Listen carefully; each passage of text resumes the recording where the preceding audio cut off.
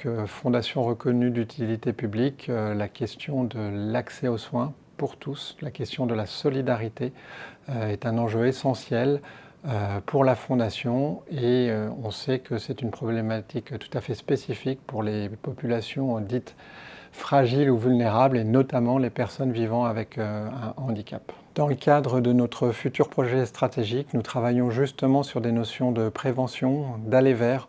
On sait par exemple que pour les personnes atteintes de cancer et qui vivent avec un handicap, le dépistage peut avoir un retard de près de 1 an.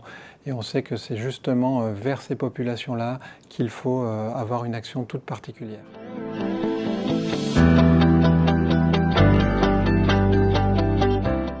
Concrètement, aujourd'hui, on intervient déjà dans un certain nombre de structures qui accompagnent des personnes avec un handicap, des masses, des femmes.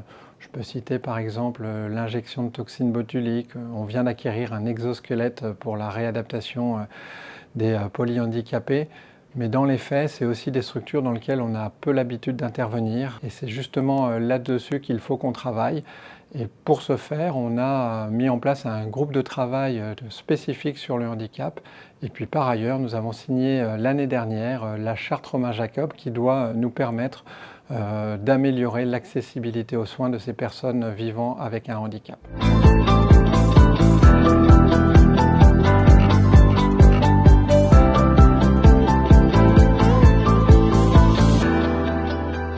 Quels sont les objectifs, l'origine de la charte Romain Jacob et qu'est-ce qu'elle vise ? La charte Romain Jacob a été écrite par et pour les personnes vivant avec un handicap. Et au quotidien aujourd'hui, elle est évaluée par et pour les personnes vivant avec un handicap. Cette notion de charte et son évaluation devient un guide pour notre pays pour apprendre à soigner le plus justement les personnes vivant avec un handicap, où qu'elles soient.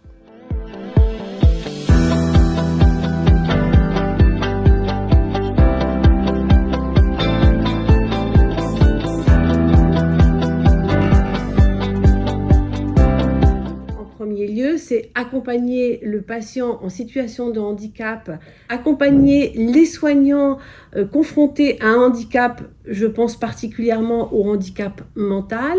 C'est coordonner aussi les liens entre l'extérieur et l'intérieur de Santé Service pour améliorer le parcours de santé du patient en situation de handicap.